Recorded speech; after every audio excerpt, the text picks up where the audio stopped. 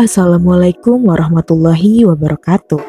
Kembali lagi dalam channel Kumpulan Cerita bersama KC dengan cerita Marni Wongso, Legenda Hantu Daerah. Sebuah karya karangan Kak Agil Saputra. Link cerita asli sudah KC sertakan dalam kolom deskripsi. Jangan lupa di follow dan di share ceritanya. Selamat mendengarkan.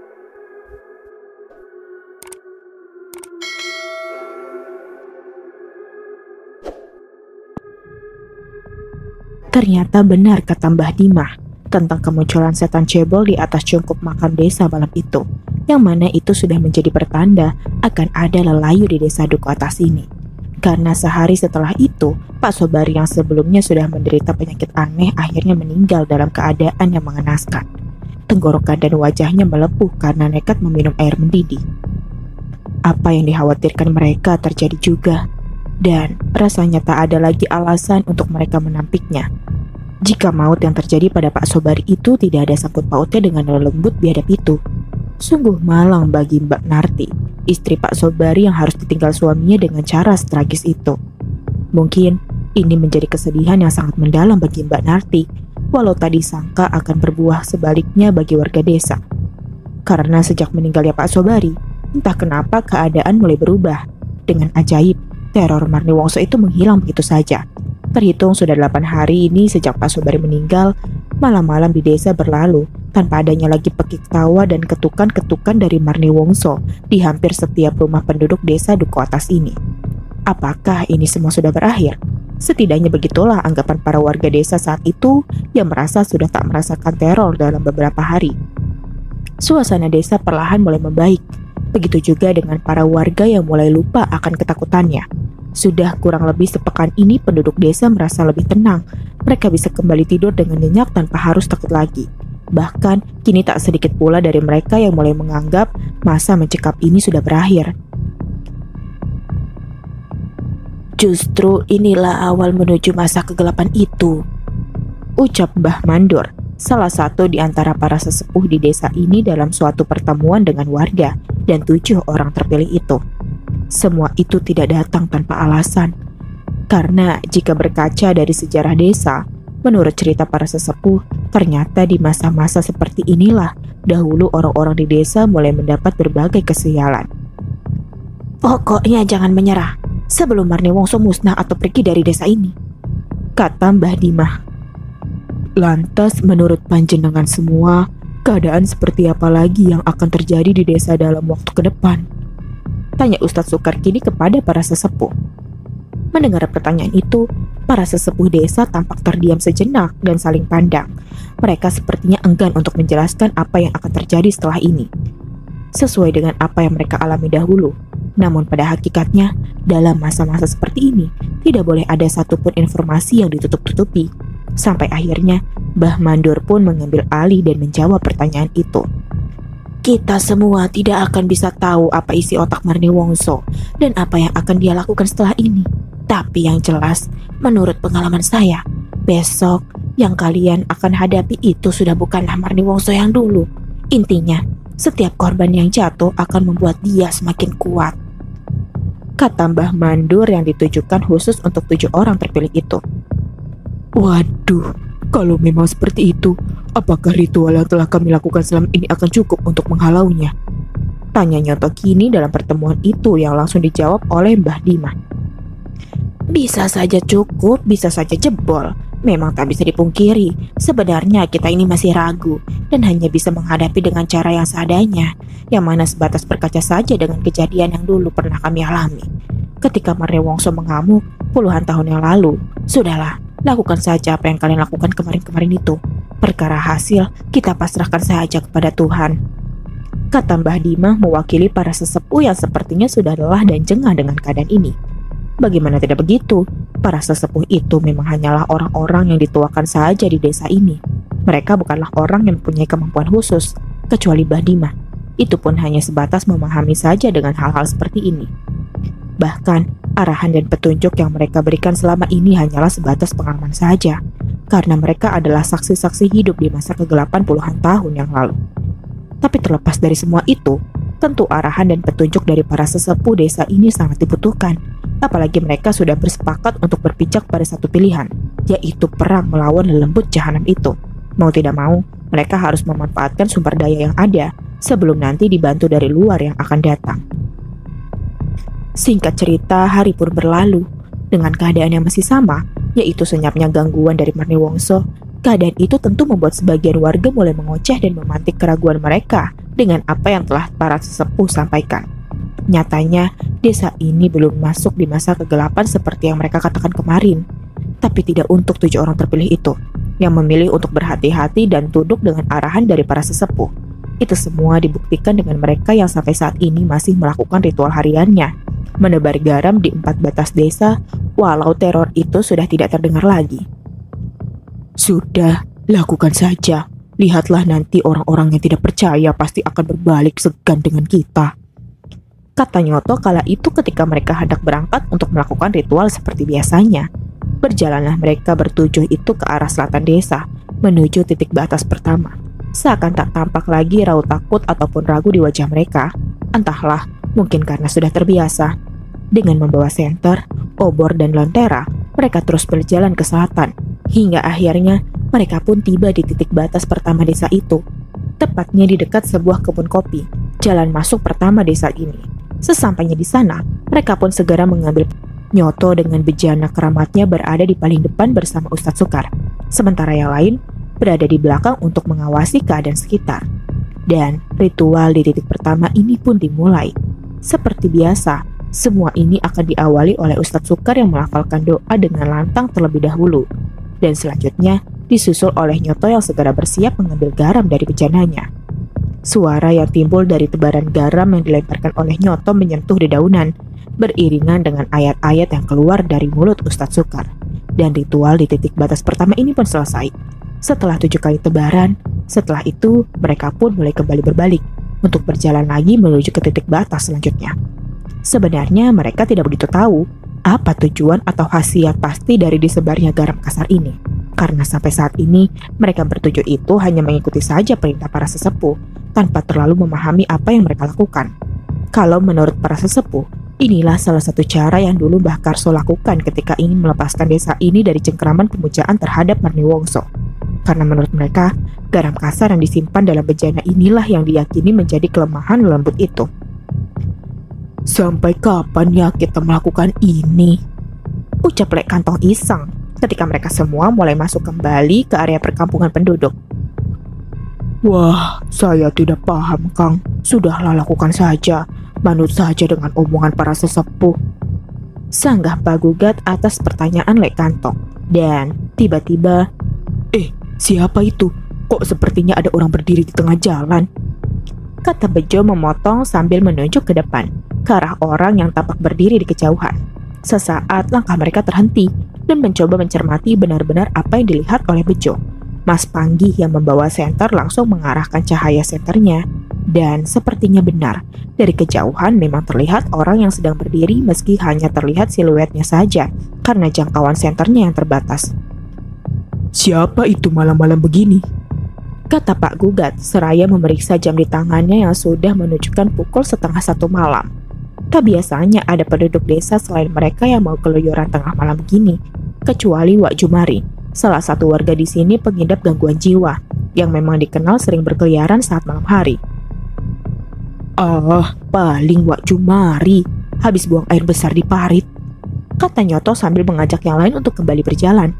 Mereka pun kembali berjalan ke depan, dengan pandangan yang tentunya masih mengamati orang yang mereka kira adalah Wak Jumari itu. Oh alah, Jumari, namanya juga orang yang agak kurang, ucap Bejo seraya berjalan.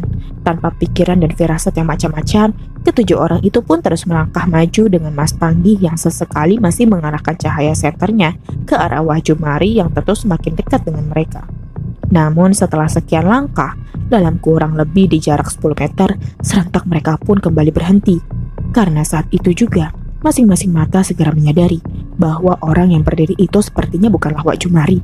Postur tubuhnya tidak asing, dan sepertinya mereka cukup kenal. Kang, ucap Nyoto di paling depan dengan gagap dan membisik. Mereka semua mendadak terpaku tak bisa bergerak, seiring dengan orang itu yang kini mulai melangkah mendekati mereka. Langkahnya sedikit pincang, membuat mereka semakin mengenali siapa orang itu. Hingga setelah benar-benar dekat, barulah terlihat.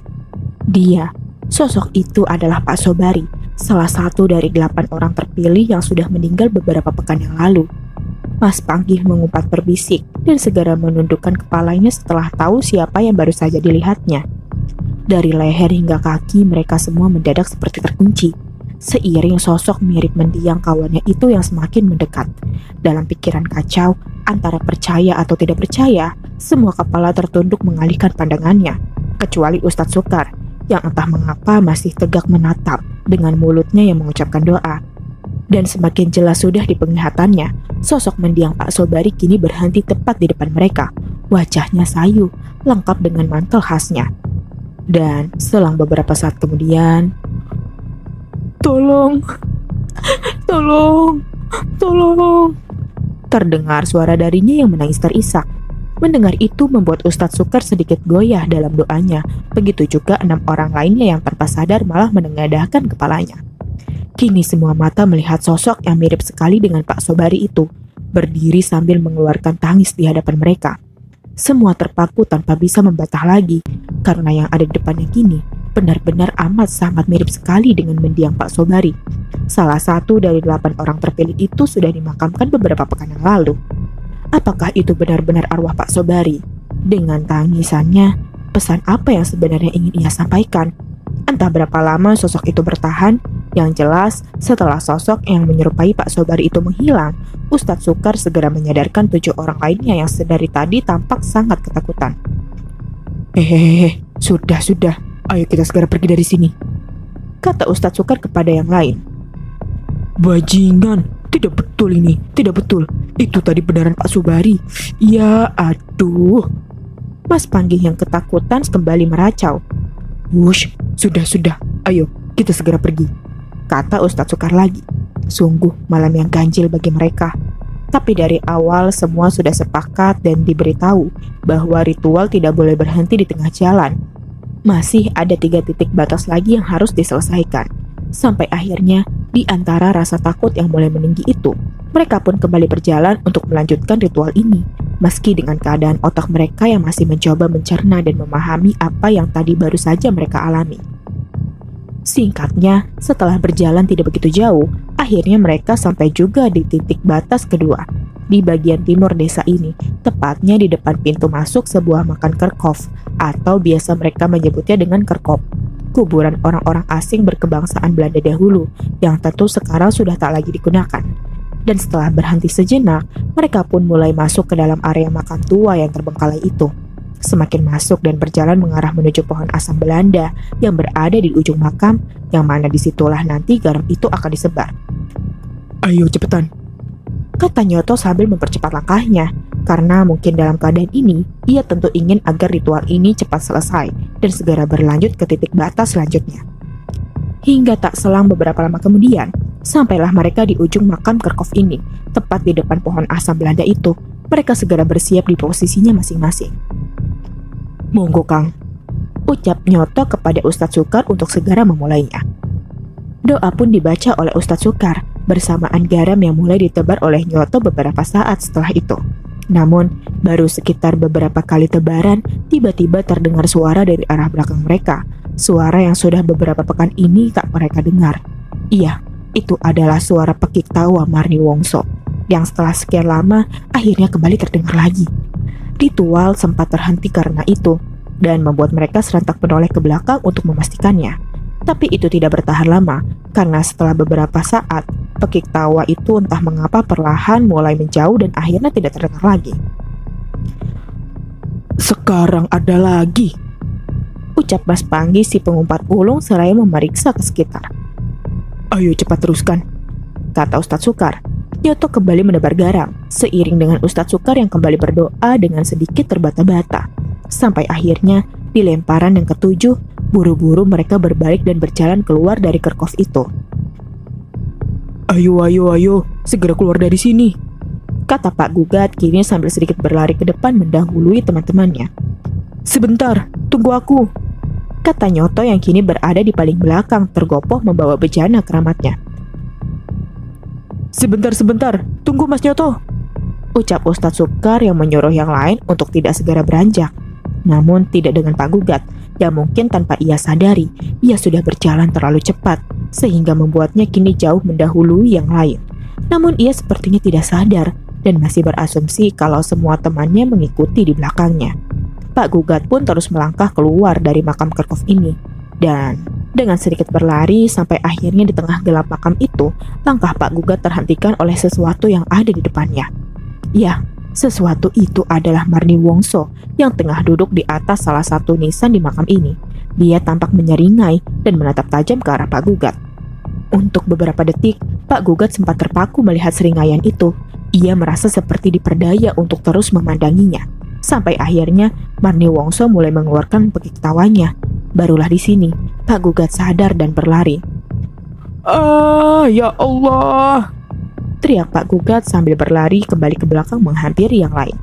Pekik tawa Marni Wongso tentu didengar juga oleh orang-orang yang masih di belakang, membuat mereka semua kini hanya bisa berdiri kebingungan. Balik, jangan lewat depan, ucap Pak Gugat dengan panik berlari menghampiri. Duduk di batu nisan, dia duduk di batu nisan, kata Pak Gugat lagi dengan gelagapan. Di antara pekik tawa yang masih terdengar, Nyoto, Ustadz Sukar, Lek Sukri, Lek Kantong, Mas Panggih, Pak Gugat dan Bejo tertahan di dalam makam orang-orang Belanda itu. Mereka semua tampak panik dan tidak tahu apa yang harus dilakukan. Lewat belakang saja, kata Bejo memberikan saran. Tidak bisa Jo, belakang kita itu tebing, rimbun, licin dan gelap. Mending tunggu saja di demit bajingan itu pergi, jawab Mas Panggih atas saran Bejo. Ustadz Sukar sebagai orang yang paling berani pun sekarang tampak gugup dan tak banyak bicara. Mereka kini hanya bisa berdoa di antara tawa seram yang masih terdengar menggema di atas langit makam Kerkhoff malam itu. Pekik tawa Marni Wongso itu bertahan cukup lama, sampai akhirnya suara itu terhenti setelah teriakan dari Mas Panggih yang sepertinya mulai jengah dengan keadaan ini. Demit babi, diam, sini maju, bertumbuk dengan saya, kata Mas Panggih dengan penuh emosi, yang ajaibnya membuat Marni Wongso terdiam. Loh, ucap Mas Panggih yang kini malah merasa aneh. Suasana pun perlahan mulai tenang, dan setelah sejenak menenangkan diri, Ustadz Sukar pun mulai mengajak mereka semua untuk keluar dari tempat ini. Ayo, kita segera keluar, ucap Ustadz Sukar sambil berjalan dan diikuti oleh yang lain. Singkat cerita, malam itu pun mereka buru-buru menyelesaikan ritual ini, menuju titik ketiga dan keempat. Dan bersyukurnya, di kedua titik terakhir itu semua berjalan lancar tanpa gangguan. Hingga setelah semuanya selesai, mereka pun kembali ke rumahnya masing-masing untuk beristirahat sambil membawa kenyataan bahwasannya Marni Wongso yang sudah beberapa pekan ini tak terdengar, kini muncul kembali. Dan benar saja, semua itu dikuatkan oleh kehebohan di keesokan harinya. Dari cerita para penduduk desa yang bersaksi bahwasannya banyak dari mereka yang mendengar pekik tawa itu lagi tadi malam. Suasana desa Duku Atas yang sempat tenang pun hari itu kembali geger. Teror Marni Wongso yang sempat berhenti beberapa pekan pun kembali lagi. Mungkin memang benar menurut para sesepuh kalau semua ini belum berakhir. Pagi itu di rumah Ustadz Sukar, terlihat ia yang tengah melamun di teras depan rumahnya dengan kantung mata yang terlihat berat. Ia seperti memikirkan sesuatu. Bukan Marni Wongso, tetapi tentang almarhum Pak Sobari yang ia lihat semalam. Tolong. Kata-kata itulah yang sampai pagi ini masih membekas di pikirannya. Pesan apa yang mau mendiang sampaikan?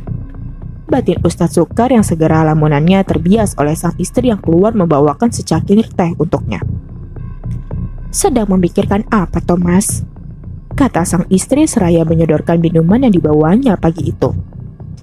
Iya, seperti biasa toh Bu. Mau sampai kapan desa ini terus begini? Sebagai orang yang dicap Ustadz, saya merasa gagal Bu, jawab Ustadz Sukar di teras rumah pagi itu. Nalarku semakin miring Bu. Semalam di depan mata, saya dan kawan-kawan melihat almarhum Kang Sobari Bu menangis minta tolong. Apa benar ya kalau orang yang sudah meninggal itu arwahnya bisa gentayangan? Saya tidak tahu pasti, kata Ustadz Sukar lagi bercerita. Pada intinya, Ustadz Sukar sudah tampak mulai putus asa dengan semua ini. Ia merasa ilmu agamanya tidak bisa berguna untuk melawan Marni Wongso. Alasan ia masih bertahan sampai saat ini hanyalah rasa gengsinya yang sudah terlanjur dipandang sebagai ustadz di desa ini. Tidak ada yang siap, Bu. 8 orang itu, termasuk saya sendiri juga sebenarnya tidak siap. Petunjuk yang diberikan oleh para sesepuh juga hanya seperti itu, serampangan dan tidak jelas, ucap Ustadz Sukar berkeluh kesah. Sang istri cukup mengerti dengan kelelahan Ustadz Sukar. Lagi pula, manusia mana yang tidak jengah bila harus dalam posisi ini? Sampai akhirnya, seseorang pun datang menghentikan obrolan di pagi itu. Ia adalah Wak Jumari, orang dengan gangguan jiwa yang semalam sempat mereka bahas, yang kini datang membawa sebuah kengerian. Kulit wajahnya sedikit terkelupas, dan satu tangannya terluka mengeluarkan cukup banyak darah. Astagfirullah, kenapa kamu, Wak Ju? Kata Ustadz Sukar yang langsung terperanjat menghampiri. Digigit Narti, tolong Ustadz, kata Wak Jumari seakan mendadak waras. Narti siapa? Mbak Narti istri Kang Bari? Tanya Ustadz Sukar seraya membawa Wak Jumari masuk ke dalam rumahnya. Sang istri bergegas mengambil air hangat, membasuh luka Wak Jumari sambil menanyakan bagaimana ini bisa terjadi.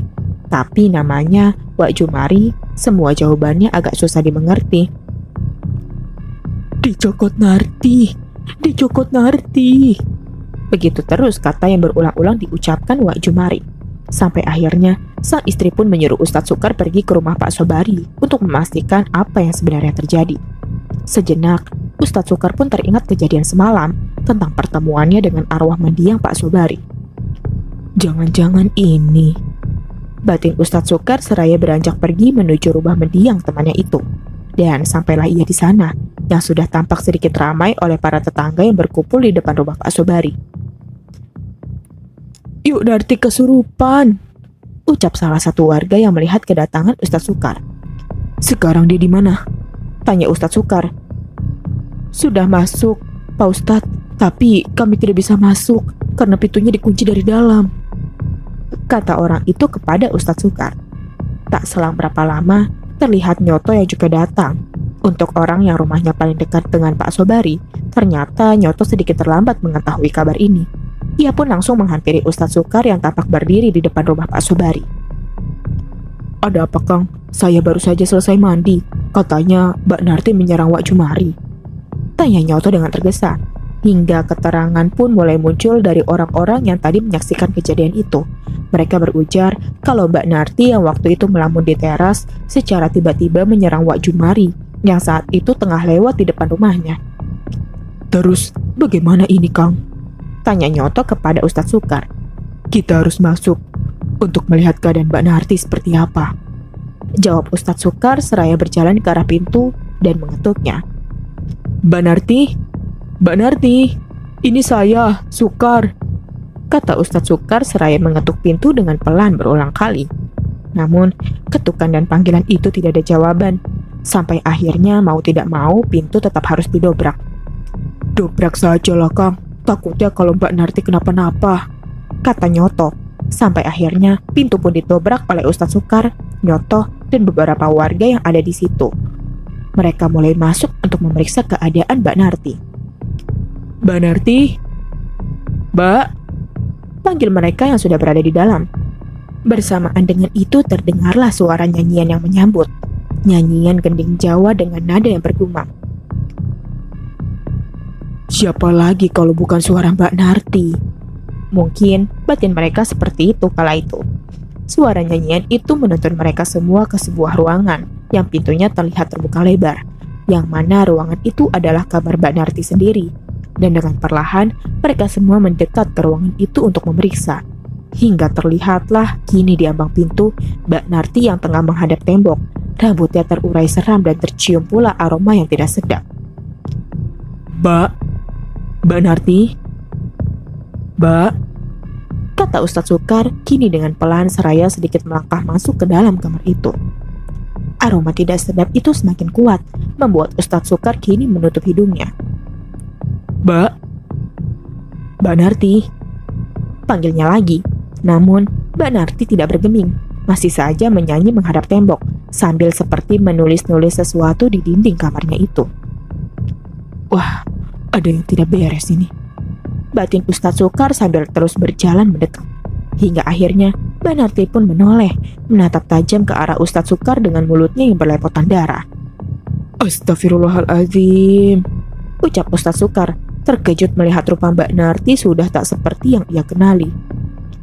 Apa? Mbak Narti tertawa sambil membalikkan badannya.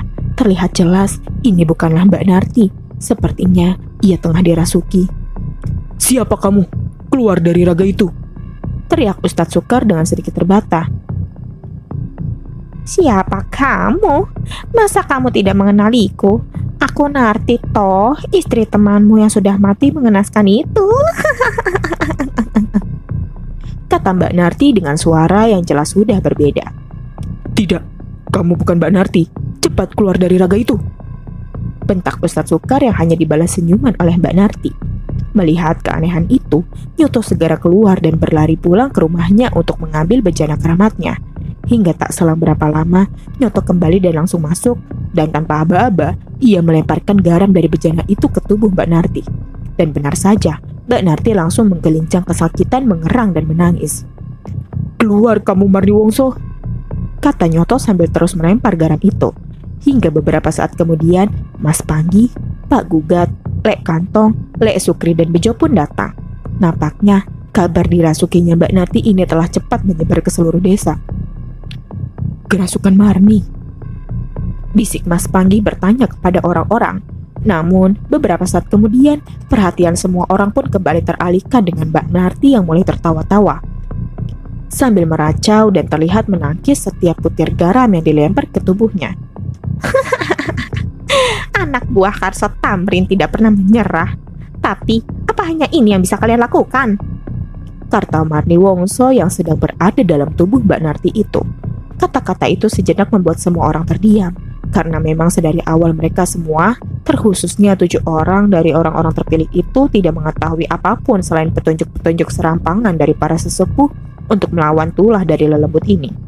Namun ternyata tidak bagi Nyoto, anak Mbah Karso yang merasa mempunyai tanggung jawab lebih terhadap semua ini, yang pada akhirnya membuat dia memutuskan untuk mendekati Mbak Narti dan bertanya, walau dengan sedikit emosi.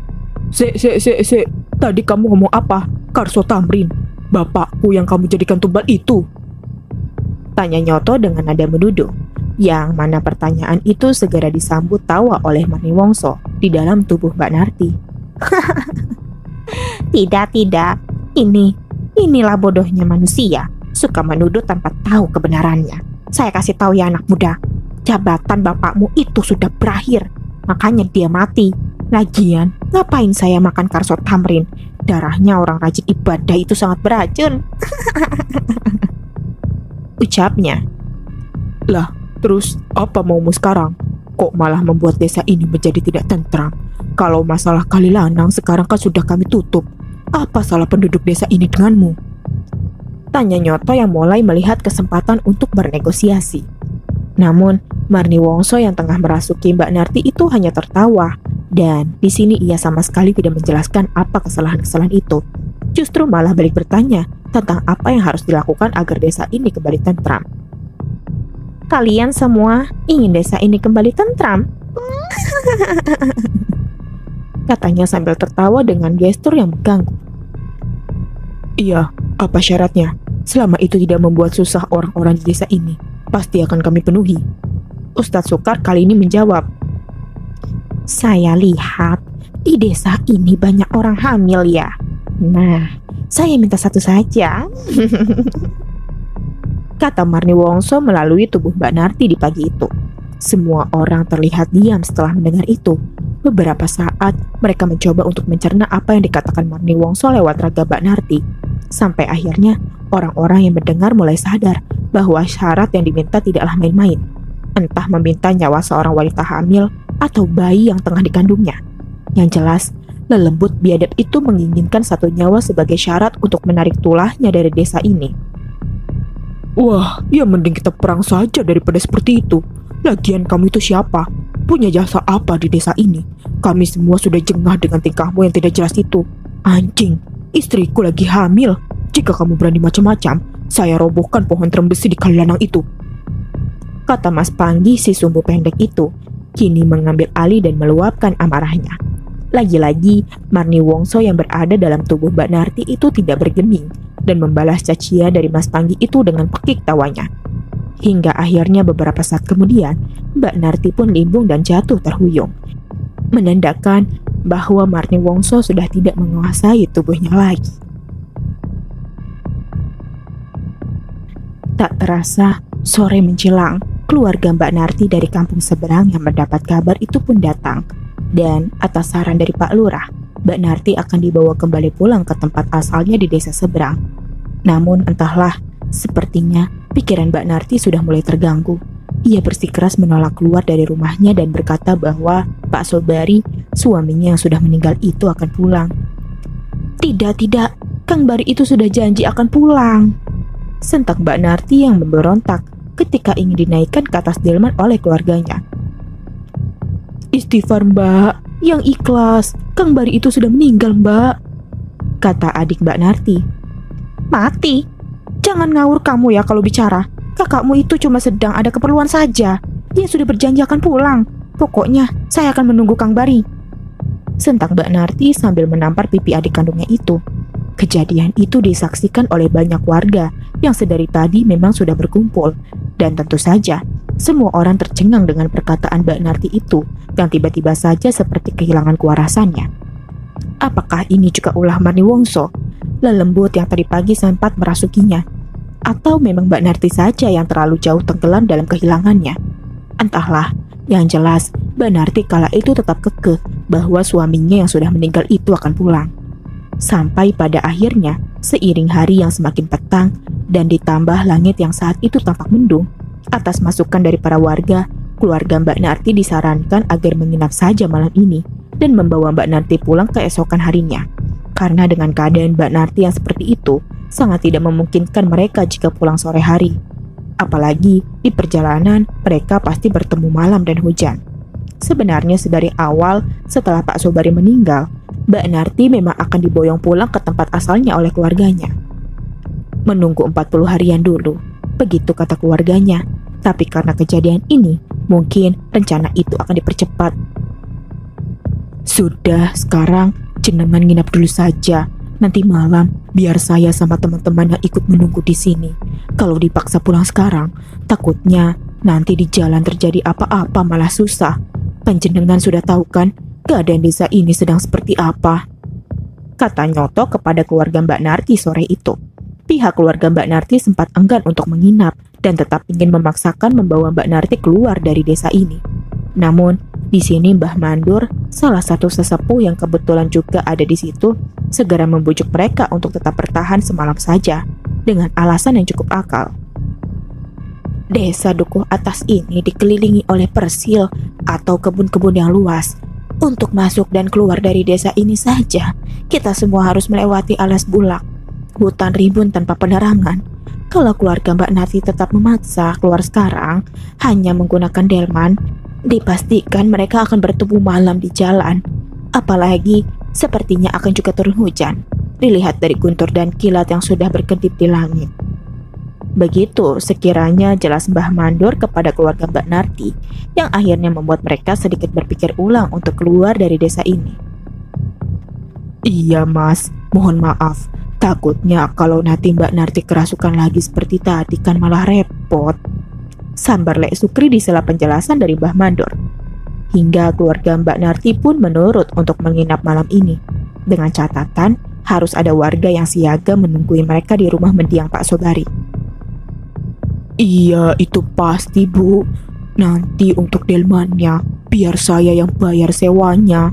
Nanti untuk Pak Kusirnya beserta delmannya bisa tidur dan ditempatkan di rumah Mas Nyoto yang dekat dari situ dan cukup luas rumahnya, kata Pak Lurah seraya memberikan 10 keping uang logam Rp5 kepada Pak Kusir yang sedari tadi terlihat pelangap-pelongo menyaksikan perdebatan itu.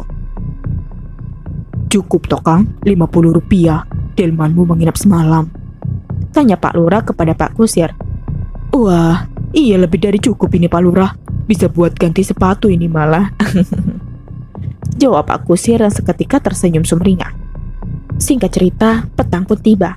Selepas Isya sesuai janji, rumah mendiang Pak Sobari kini sudah dipenuhi oleh banyak warga yang hendak menemani keluarga Mbak Narti yang bermalam. Di teras rumah, tampak Pak Lurah, Pak Carik, beberapa warga termasuk Pak Kusir dan 7 orang terpilih itu yang kini tengah duduk bersama. Lah, panjenengan nanti bermalam di mana Mas Lurah? Tanya Lek Kantong waktu itu. Di rumahnya Pak Carik, Mas. Jawab Pak Lurah dengan nada yang sedikit gelisah. Pak Lurah sepertinya mulai pusing memikirkan salah satu dusunnya ini yang tak juga keluar dari permasalahan yang pelik. Bagaimana bisa keluar? Lawang menjelaskan seperti apa rupa dari masalah ini saja mereka tidak bisa. Ditambah lagi dengan ungkapan para warga yang takut akan datangnya penggeblok di desa ini. Sampai membuat Pak Lurah menawarkan program bedol desa untuk desa Duku Atas jika nanti hal terburuk mulai jadi. Apa mau bedol desa? Kalau semua berkenan dan setuju, besok saya usulkan ke kabupaten. Tawar Pak Lurah kepada semua warga yang berkumpul dengannya waktu itu. Bedol desa adalah sebuah upaya pemindahan seluruh penghuni desa ke tempat lain. Hal itu cukup lazim dilakukan di era tahun 70-an hingga 80-an, yang biasanya didasari oleh alasan alam dan ekonomi, salah satunya seperti tanah yang kurang subur, ataupun adanya keperluan pembangunan oleh negara di tanah desa tersebut, sehingga mengharuskan para penduduk untuk pindah. Tapi, apakah bisa bedol desa ini dilakukan dengan alasan gangguan lembut? Begitu sekiranya warga yang bertanya pada Pak Lurah.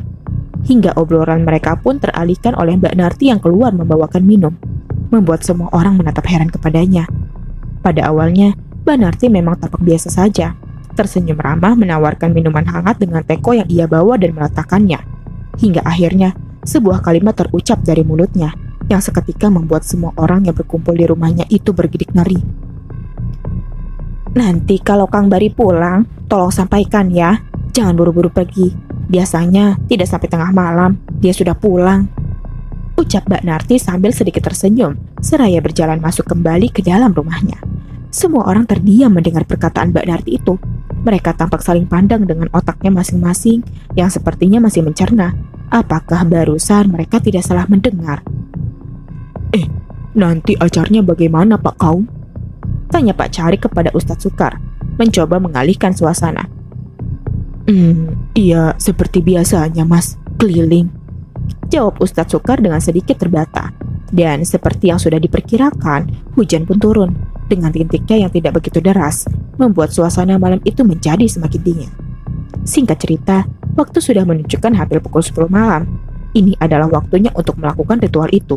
Nyoto pun berjalan pulang ke rumahnya untuk mengambil bejana keramatnya.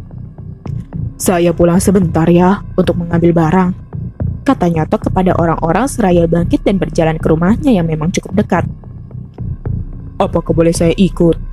Kata Pak Lurah kepada Ustadz Sukar tiba-tiba, beberapa saat setelah Nyoto berjalan pergi. Ustadz Sukar terdiam sejenak, menoleh ke arah Lek Sukri dan Mas Panggi yang kebetulan duduk paling dekat dengannya. Beneran itu Pak Lurah? Sambar Mas Panggi kini, yang langsung dijawab oleh Pak Lurah dengan cukup serius. Enggak, saya itu Mas. Bukannya kalau semakin banyak orang akan semakin baik, kata Pak Lurah berpendapat, yang segera disusul oleh semua orang yang berkumpul di situ. Benar itu, kata para warga yang sepertinya juga ingin ikut dalam ritual ini. Tapi kalau semua ikutan, terus yang menjaga di sini siapa? Tanya Lek Sukri, yang bersama dengan itu, Nyoto sudah kembali dengan membawa bejana keramatnya. Mau pada ikut semua Mas, kata Ustadz Sukar kepada Nyoto yang baru saja kembali. Cocok itu, kita jadi lebih mantap. Tapi dibagi ya, jangan semua. Harus ada beberapa orang yang jaga di sini, kata Nyoto. Dan dibagilah mereka menjadi 2 kelompok. Sebagian berada di rumah Pak Sobari, dan sisanya bersama 7 orang terpilih itu, termasuk Pak Lurah dan Pak Carik yang akhirnya ikut melakukan ritual ini. Rombongan kedua itu pun mulai berjalan pergi dari rumah Pak Sobari, menerobos hujan yang masih rintik, untuk melakukan ritual yang masih mereka yakini sebagai pelemah terhadap lelembut Marni Wongso itu.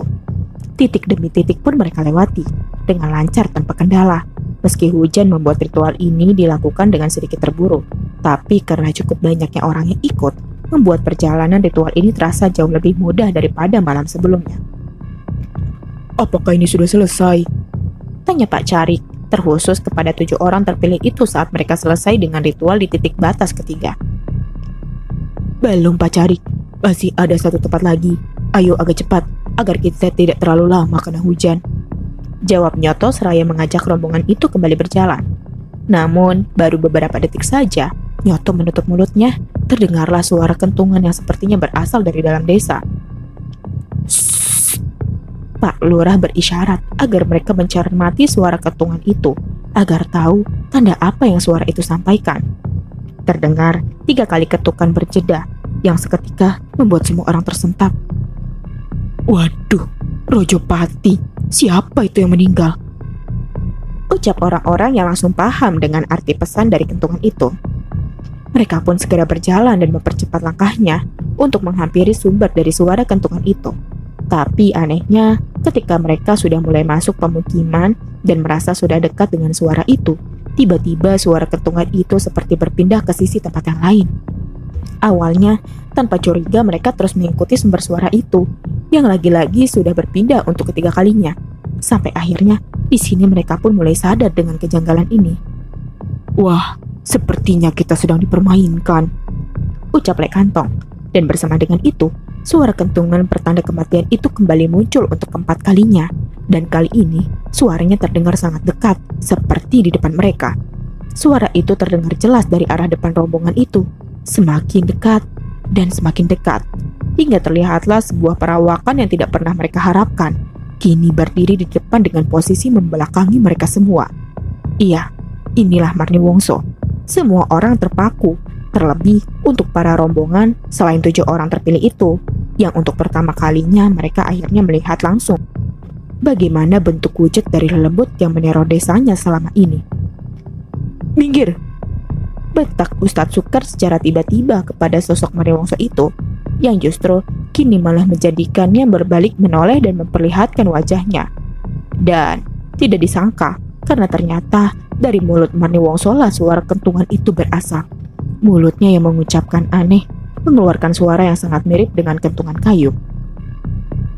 Dalam Tuhan nama Yesus, dalam Tuhan nama Yesus, kata Pak Carik yang ketakutan dan tunggang langgang meninggalkan rombongan, dan memantik suasana menjadi semakin panik dan kacau. Allahu Akbar, sentak Pak Lurah yang kini juga berlari menyusul Pak Carik. Semua orang berlari tidak tentu arah, kecuali ke-7 orang terpilih itu yang masih bertahan, meski kini sambil menutup mata di hadapan Marni Wongso yang terus mengeluarkan suara kentungan dari mulutnya. Sampai akhirnya Nyoto memberontak dan melemparkan garam yang dibawanya ke arah Marni Wongso. Nyoto berteriak dengan menutup matanya, seraya melemparkan garam dari bejana ke arah depannya, arah di mana menurutnya Marni Wongso berada. Sepertinya itu berhasil, karena setelah itu suara kentungan langsung terhenti begitu saja, berganti dengan teriakan parau mirip hewan yang disusul dengan rintihan yang sepertinya terdengar semakin jauh. Di antara rintihan itu, perlahan mereka mulai berani membuka matanya, dan terlihat cukup samar di sudut gelap depan mereka, Marni Wongso yang berdiri di kejauhan. Lelembut itu merintih, dan beberapa saat kemudian menghilang, meninggalkan mereka yang kini lemas dan terengah-engah. Sejenak, mereka mencoba untuk menenangkan diri. Tampak terlihat jelas wajah-wajah lelah dan putus asa di raut mereka semua. Bisa gila kita lama-lama kalau begini terus, ucap Pak Gugat, seraya memungut pecinya yang sempat terjatuh. Hingga tiba-tiba bersamaan dengan itu, aduh, Ustadz Sukar memegang hidungnya yang mengeluarkan darah, disusul dengan dirinya yang kini limbung dan hampir ambruk ke tanah. Beruntung, Lek Kantong yang berada di belakangnya langsung sigap menangkap tubuh Ustadz Sukar. Kita kembali dulu saja ke rumah Pak Sobari, kata Mas Panggi seraya ikut memapah tubuh Ustadz Sukar. Nyoto awalnya tampak ragu untuk menunda ritual yang hanya tinggal selangkah ini. Namun, melihat keadaan Ustadz Sukar yang sepertinya tidak memungkinkan, akhirnya ke-7 orang terpilih itu memutuskan untuk kembali ke rumah Pak Sobari. Singkat cerita, sampailah mereka di rumah Pak Sobari. Tampak Pak Lurah dan Pak Carik sedang duduk meringkuk di teras, bersama adik kandung Mbak Narti dan Pak Kusir. Yang lain pada kemana ini? Tanya Mas Panggi sambil memapah Ustadz Sukar dan menundukkannya di atas tikar teras itu. Orang-orang yang seharusnya sudah sepakat untuk menjaga rumah Mbak Narti itu tidak terlihat satu orang pun. Hingga dengan wajah panik, adik Mbak Narti pun mulai menjawab. "Semua sedang mengejar kakak saya," kata adik Mbak Narti kepada mereka yang baru saja datang. Mengejar bagaimana maksudnya? Tanya Mas Panggi lagi. "Mbak Narti baru saja keluar dan berlari ke arah selatan. Terus sekarang, orang-orang yang tadi berada di sini sedang mengejar ke sana," kata adik Mbak Narti sambil memegangi lehernya yang sedikit terluka. Ternyata, Mbak Narti sempat menyerang adiknya sendiri sebelum berlari keluar dari rumahnya. Menurut keterangan adiknya, semua dipicu oleh perdebatan di antara mereka. Mbak Narti yang terus saja menganggap suaminya masih hidup, dengan sang adik yang mencoba untuk menyadarkan bahwa Pak Sobari itu sudah meninggal. Hingga berakhir dengan ditusuknya leher adik Mbak Narti menggunakan garpu. Beruntung, luka yang dialaminya hanyalah luka gores saja. Dan tidak lama setelah itu, orang-orang yang tadi mengejar pun datang dengan menggotong Mbak Narti yang sepertinya tidak sadarkan diri. "Pingsan di depan balai desa," ucap Pak Bagong, salah satu dari rombongan pengejar itu. Mbak Narti pun sudah dibawa masuk. Dan atas saran dari para warga, ia pun diikat dengan ranjangnya. Untuk mencegah sesuatu yang tidak diinginkan itu terjadi lagi, semua orang kembali berkumpul di depan rumah mendiang Pak Sobari, dan tampak tak banyak yang berbicara. Mungkin itu semua karena masing-masing nalarnya yang masih mencoba untuk mencerna ketidakwajaran ini. Terlihat juga adik Mbak Narti yang kali ini ikut berbaur dengan para warga, karena setelah penyerangan itu, ia merasa tidak nyaman untuk beristirahat di dalam rumah. Sementara itu, Ustadz Sukar yang tadi sempat limbung, kini tampak sudah membaik. Darah yang keluar dari hidungnya juga sudah berhenti mengalir. Seraya menyesap kopi yang sudah dingin, Ustadz Sukar pun mulai membuka obrolan untuk sedikit memecah kekacauan ini. Iya, rombongan yang tadi ikut dengan kita itu pada kemana?" kata Ustadz Sukar dengan daun sirih yang masih menyumbat kedua lubang hidungnya. "Sepertinya sudah berlari pulang ke rumah masing-masing, Kang," jawab Pak Carik. "Demi Tuhan Yesus, baru tadi itu saya lihat hantu yang selama ini hanya kedengar suaranya saja. Sumpah, gak lagi-lagi," kata Pak Carik lagi dengan mimik wajahnya yang masih terlihat syok. Dan segera disambar oleh Pak Lurah yang sepertinya sudah merasa sedikit tenang. "Iya Mas, rasanya seperti mimpi. Sudahlah, kalau semua ini tidak bisa diatasi, besok saya akan langsung pergi ke kabupaten kota. Saya ajukan program bedol desa untuk desa Duku Atas," kata Pak Lurah saat itu, yang segera mendapatkan penolakan dari ketujuh orang terpilih itu. Penolakan itu pertama kali dilontarkan oleh Ustadz Sukar, yang merasa malam ini terjadi sedikit perkembangan, karena untuk pertama kalinya Marni Wongso dibuat menangis di hadapan 7 orang terpilih itu. "Lagian, penggebluknya saja belum datang kok Mas Lurah. Tenang saja, saya cukup yakin saya dan kawan-kawan yang didukung oleh para warga pasti bisa keluar dari masalah ini," kata Ustadz Sukar menanggapi usulan dari Pak Lurah. Tak terasa, waktu sudah lewat tengah malam. Bejo yang pertama kali mengingatkan bahwa mereka harus menyelesaikan ritual di satu titik batas lagi. "Terus, ini kita mau teruskan atau tidak? Masih kurang satu tempat lagi loh," kata Bejo menyela di sela-sela perbincangan. "Oh iya, masih kurang satu lagi ya. Ayo, kita segera berangkat saja, daripada nanti semakin malam," tanggap Nyoto yang segera bangkit dan bersiap. Hingga tak selang berapa lama, ketujuh orang terpilih itu pun kembali bersiap untuk menyelesaikan ritual ini, yang kali ini sepertinya benar-benar hanya mereka lakukan bertujuh saja tanpa orang tambahan. Pak Lurah dan Pak Carik tentu enggan untuk ikut lagi, setelah apa yang tadi mereka alami. "Sudah sana, kami tunggu di sini saja," kata Pak Lurah di awal keberangkatan 7 orang terpilih itu. Dan mereka pun mulai pergi, menuju satu titik batas desa untuk menyelesaikan ritual ini. Hujan rintik sudah mereda, seiring berjalannya Nyoto, Ustadz Sukar, Lek Sukri, Pak Gugat, Lek Kantong, Mas Panggi dan Bejo yang tampak berjalan lagi membelah suasana malam di desa itu. "Lama-lama, rasa takut ini kok berubah menjadi kemarahan ya," kata Mas Panggi tiba-tiba di perjalanan. "Betul, memang kalau dipikir-pikir, tapi ya jangan sampai keadaannya seperti ini terus. Bisa gila lama-lama kita," tanggap Lek Kantong saat itu. Perjalanan pun terus berlanjut. yang mana kebetulan dalam rute terakhir ini mereka lebih banyak berada di wilayah pemukiman. Sebentar, tunggu sebentar. Saya ingin memeriksa istri saya dulu, kata Mas Panggi ketika perjalanan itu kebetulan melewati rumahnya. Mas Panggi pun segera masuk ke rumahnya untuk memeriksa keadaan istrinya yang sedang hamil tua. Sementara yang lain kini tampak menunggu di depan rumah. Hingga selang beberapa saat kemudian, Mas Panggi keluar lagi dengan membawa kelewang yang tergenggam di tangannya.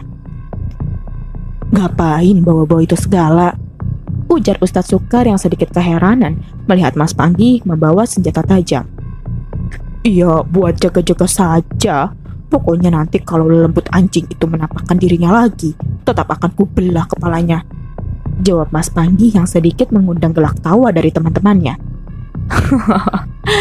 "Kamu pikir Marni Wongso akan mati 2 kali kalau kamu bacok kepalanya?" kelekar Lek Sukri, dan mereka pun kembali melanjutkan perjalanannya. Singkat cerita, akhirnya sampailah mereka di titik tempat tujuan, dan ritual itu pun segera dilakukan.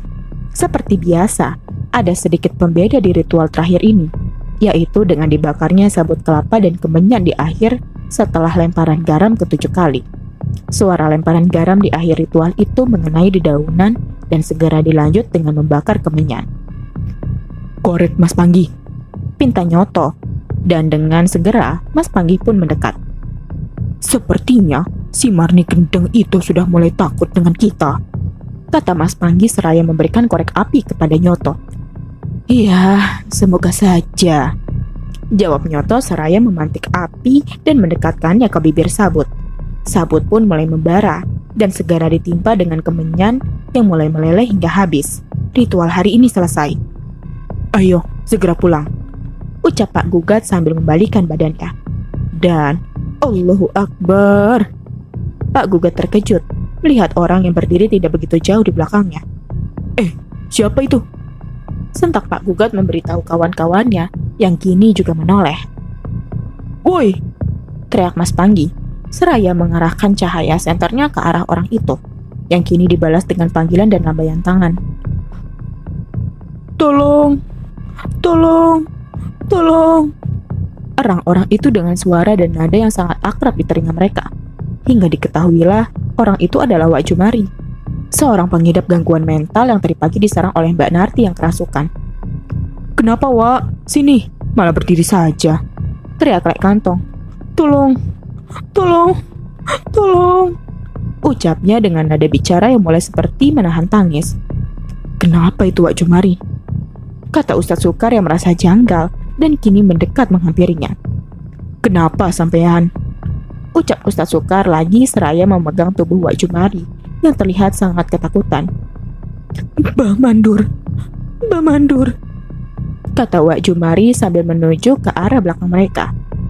"Mbah Mandur kenapa, Kang? Sudahlah, tidak usah aneh-aneh," tanya Mas Panggi, kini dengan sedikit emosi.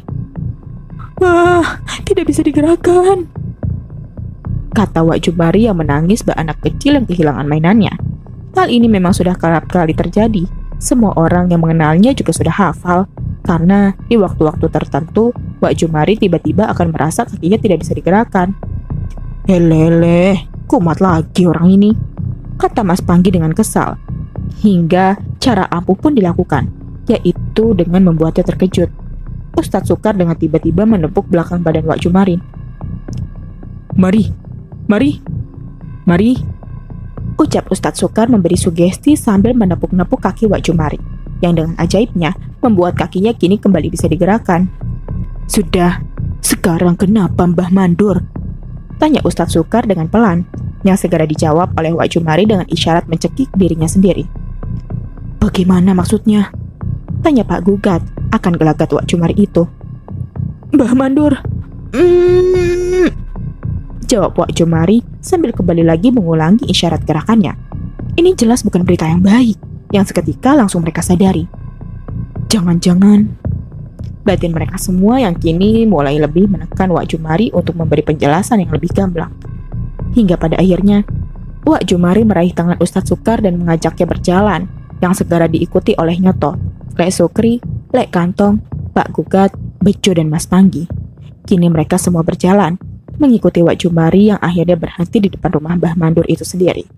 Wak Jumari mengajak mereka semua untuk masuk ke halamannya. Dan setelah itu ia menunjukkan sesuatu yang berada di batang pohon di depan rumah salah satu sesepuh desa itu. Dan disinilah mereka baru mengerti apa arti isyarat dari Wak Jumari tadi, yang ternyata benar mengartikan sebuah keburukan. Karena di atas pohon mangga yang tidak begitu tinggi itu, di salah satu batangnya, Mbah Mandur menggantungkan dirinya. Ya Allah, Ucap Mas Panggi begitu melihat itu dan langsung berlari untuk menahan tubuh Mbah Mandur. Terlihat sebuah kejanggalan dengan penampakan sekilas tubuh Mbah Mandur yang menggantung di atas pohon. Karena tampak posisi kedua tangan Mbah Mandur yang seperti berusaha menahan lilitan tali yang menjeratnya. Apakah ini cara bunuh diri yang wajar? Entahlah, lagi pula saat itu tentu mereka tidak mempunyai pikiran sejauh itu. Yang ada hanyalah kepanikan. Suasana saat itu tentu tidak bisa dijelaskan. Bagai disambar petir di kelopak mata, Mbah Mandur yang tadi sore terlihat baik-baik saja, sekarang sudah pergi dengan cara yang seperti ini. Bejo dan Nyoto segera berlari keluar dari halaman dan mengetuk setiap pintu yang mereka temui untuk mengabarkan hal ini. Dan tidak membutuhkan waktu lama, di sepertiga malam itu, untuk membangunkan para warga yang satu persatu mulai berdatangan dan memenuhi halaman rumah Mbah Mandur untuk menyaksikan pemandangan yang sangat miris.